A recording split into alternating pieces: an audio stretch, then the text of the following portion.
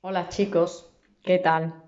Aquí que he intentado coger otros medios, otros métodos para poder dar las clases.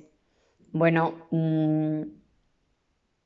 dirección ya os ha informado y la profesora Esther, que hay que agradecerle que os haya también avisado de que voy a faltar esta semana, a lo mejor no toda la semana, pero bueno, por cuestiones personales pues he faltado jueves y viernes y de esta semana algunos días.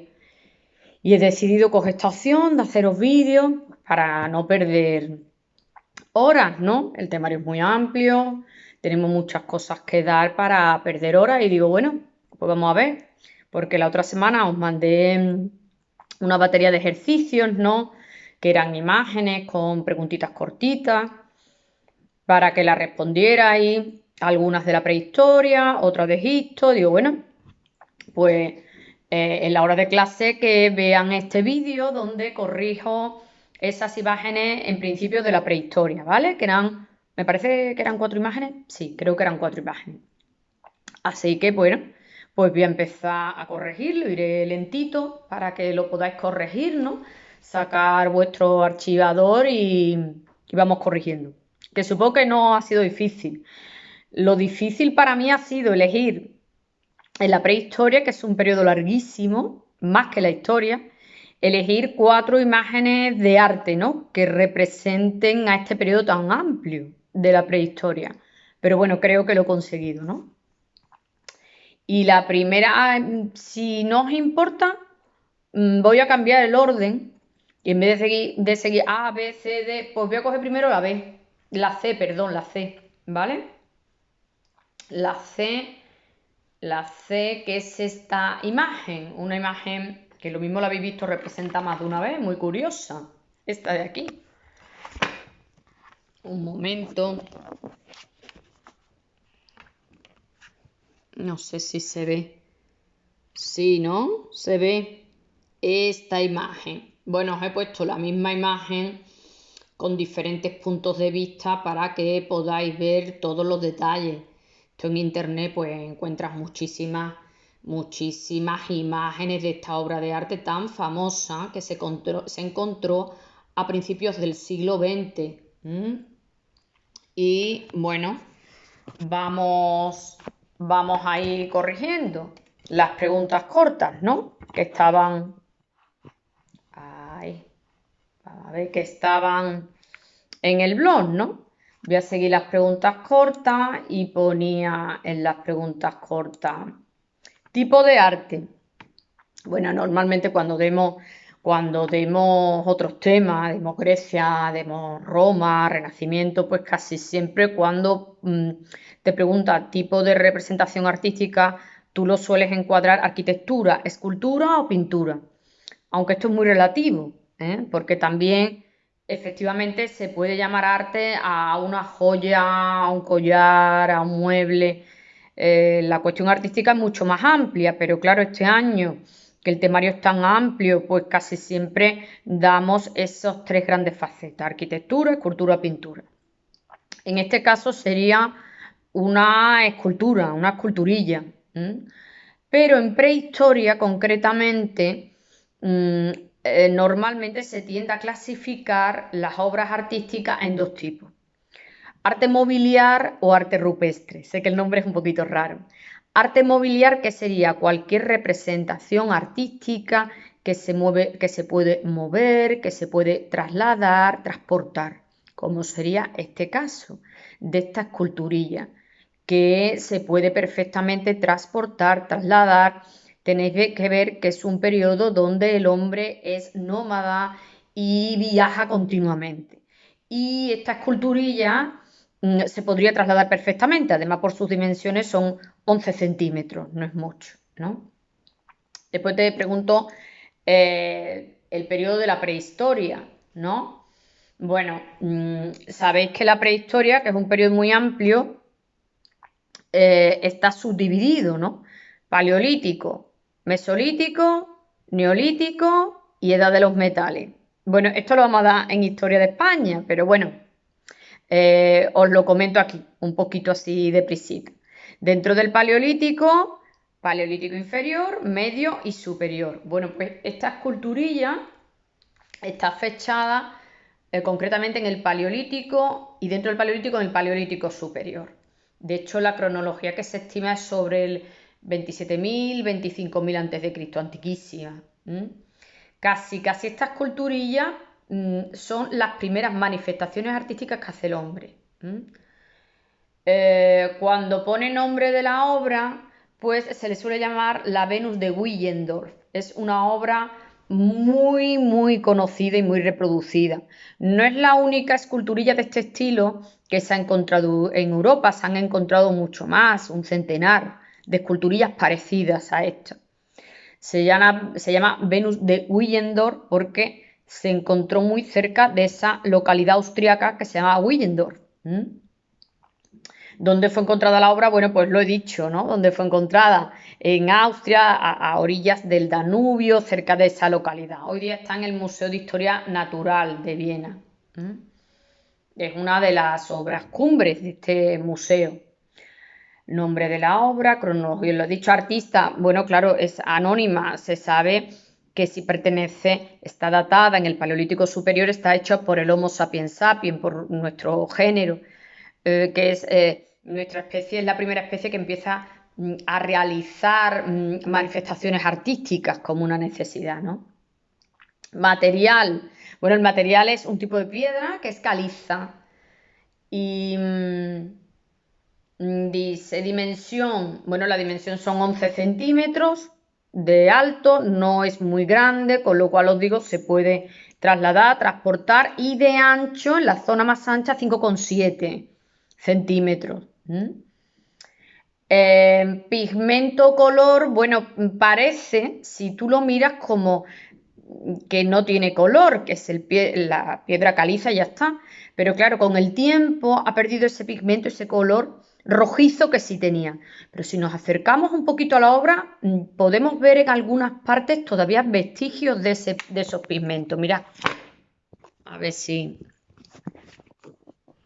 Un segundito. Por aquí. ¿Veis? Bueno, no se ve muy bien, ¿no? No sé si se ve con la luz. A ver. Se ve con la luz que va, no se ve.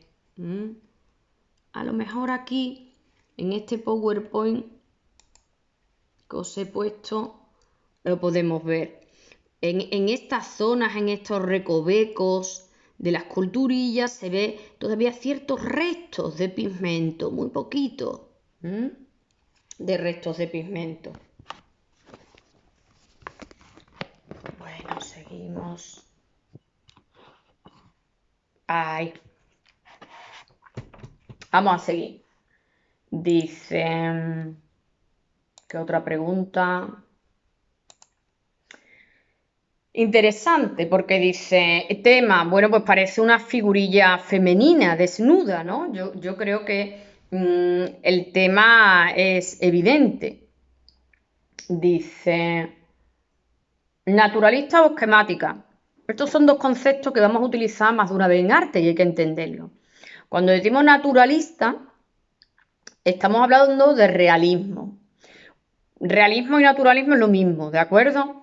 ¿Y qué es naturalista o realista? Cuando el artista intenta captar de manera muy fiel la realidad, captando todos sus detalles. ¿Esquemático qué es? Pues cuando a un artista no le interesa captar de manera realista todos los detalles y con 2, 3 trazos representa una realidad. En este caso es complicado, porque esta esculturilla en algunas zonas sí es realista, sí representa con detalle la realidad, incluso exageradamente, sobre todo en sus caracteres sexuales, en el pecho, en el abdomen, en las nalgas, ¿vale? Sin embargo, hay zonas donde es esquemático y no representa de manera realista en la realidad la figura femenina. Por ejemplo, el rostro, que no hay rostro, o el cabello, incluso las manos, las extremidades, la ha hecho de manera esquemática. Función.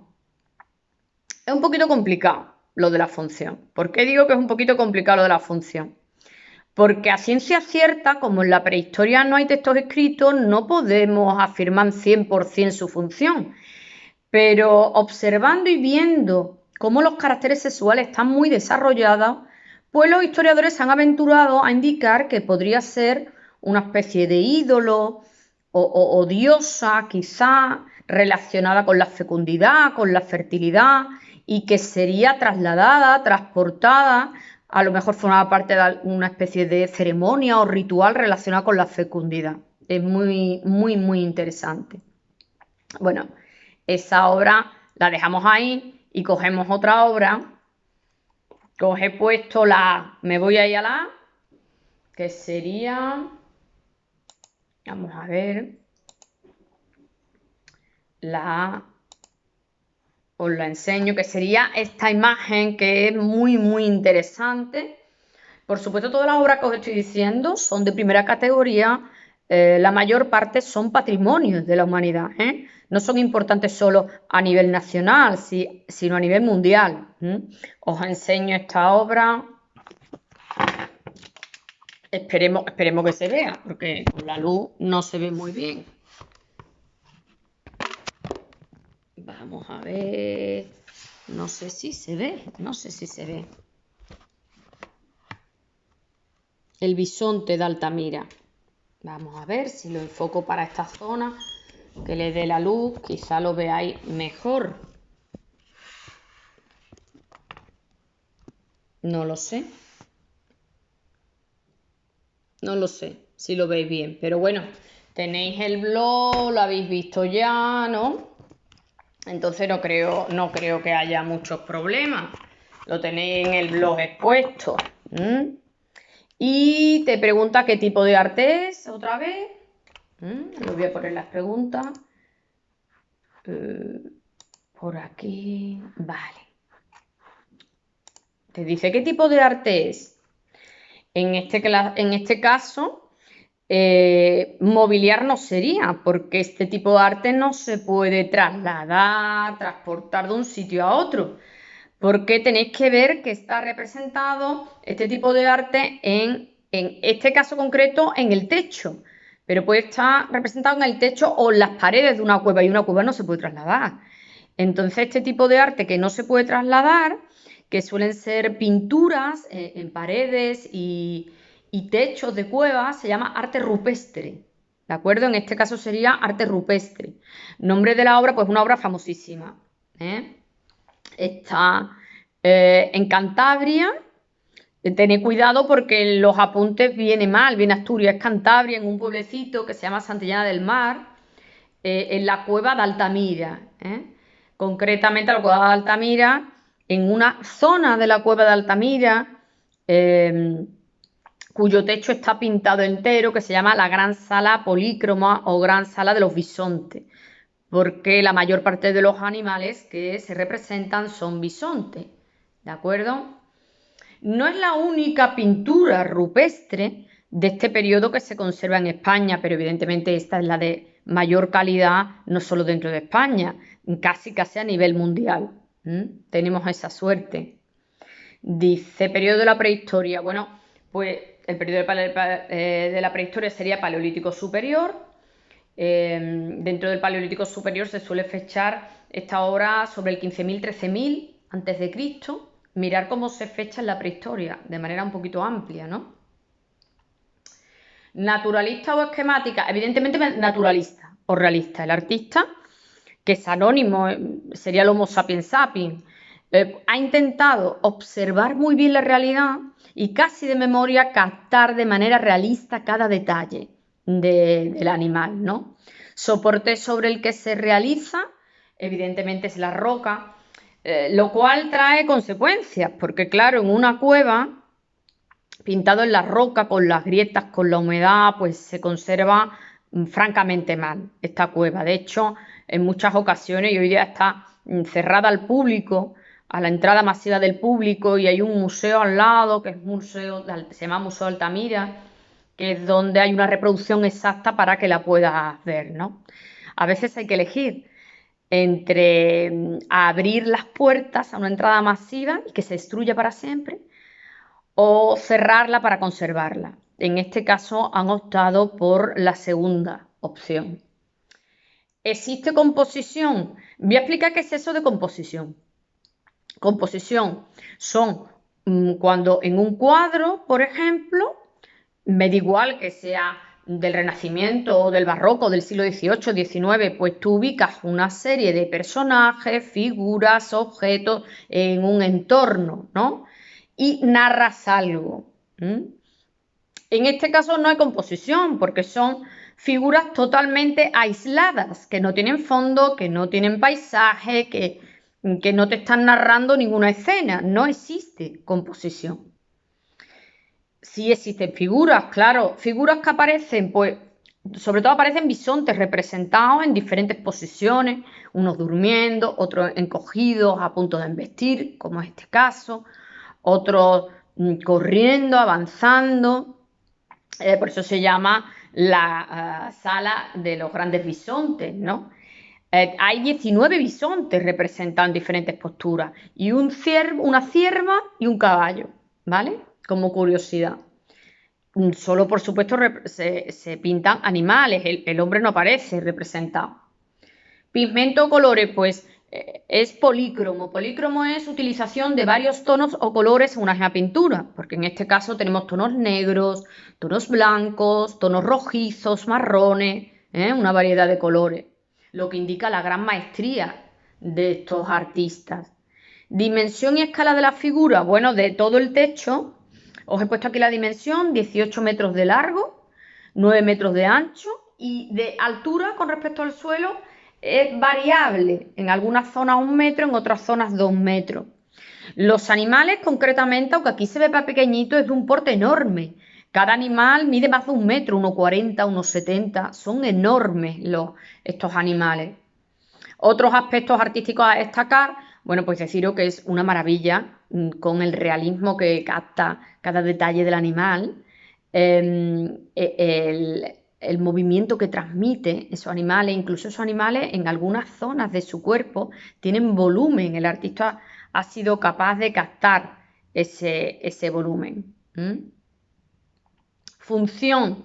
Bueno, volvemos otra vez a lo mismo, no tenemos muy clara su función, porque como no hay textos escritos es difícil, pero como estos animales se encuentran en esta parte de la cueva, estas pinturas en sitios recónditos, pues quizás están relacionados con una especie de ritual o ceremonia que practicaría el Homo sapiens sapiens y que pensaba que pintando estos animales iba a propiciar la caza, a poseerla. La caza, ya sabéis, para ello la caza y la recolección era fundamental, pues significaba comer y vivir. Entonces quizás hacían estos dibujos no para decorar, ni por cuestiones estéticas, sino porque pensaban que era una especie de ritual, que dibujándolo después iban a cazar y se lo iban a encontrar y lo iban a poseer, ¿no? Bueno, muy curioso. Esto es una de las teorías, como os digo, no está comprobada 100%. Bueno, vamos a seguir. Ahora nos vamos a ir a otro tipo de pintura. La vamos a comparar con la anterior para que veáis lo diferente que es. Un momentito. Que es la pintura B. La pintura B, que supongo que la habéis visto en el blog. El tipo de arte, pues arte rupestre, evidentemente, pues no se puede transportar. El nombre de la obra se llama Pintura de Valtorta o Barranco de Valtorta, que se encuentra en Castellón, en la Comunidad Valenciana. Si os fijáis es que tenemos unas muestras de arte prehistórico importantísimas, incluso a nivel mundial, tenemos esa suerte. El periodo de la prehistoria, pues bueno, aquí no pertenece al mismo periodo que la pintura de Altamira, es posterior. Se data a finales del Mesolítico, principios del Neolítico, ¿no?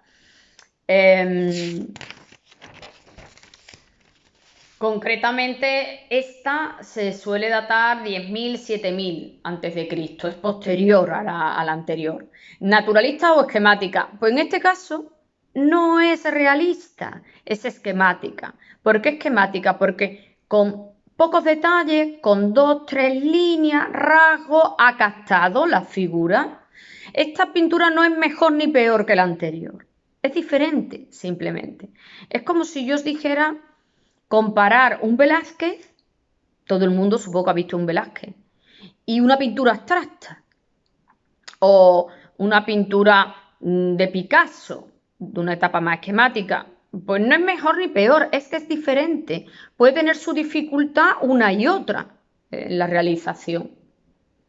Dice, existe composición, en este caso sí, porque ha representado una serie de figuras de animales, figuras humanas que ya aparecen, es una diferencia con la anterior, y ha creado una escena, nos está narrando algo, en este caso una escena de caza. Nos está hablando de la vida cotidiana del Homo sapiens en ese periodo. Figuras que aparecen, pues animales que están corriendo hacia los hombres que con sus flechas y sus arcos están intentando cazar a estos animales. Como digo, hay una composición, hay una escena, nos está narrando algo. Pigmento o color, en este caso son monócromos, utiliza un tono para toda la pintura. Escala de las figuras, no es la escala de Altamira, son mucho más pequeñitas. Y aspecto artístico a destacar, pues se capta muy bien el dinamismo, el movimiento, a pesar de que es una pintura muy esquemática, hecha a base de pequeñas líneas, es muy curioso. Y después ya nos iríamos pues, a la última imagen que os puse de la prehistoria. Os he puesto una escultura, os he puesto dos pinturas y ahora la imagen de que es una arquitectura. Bueno, son los primeros intentos de arquitectura que existen, que hace el hombre en la prehistoria, lo que os he puesto, ¿no? Por supuesto, vosotros diréis, pero no es comparable a un palacio del 17, o bueno, pero es que estamos donde estamos, en la prehistoria, en el origen, ¿eh? Y hay que valorar las cosas en su debido momento cuando aparecen. Un momentito.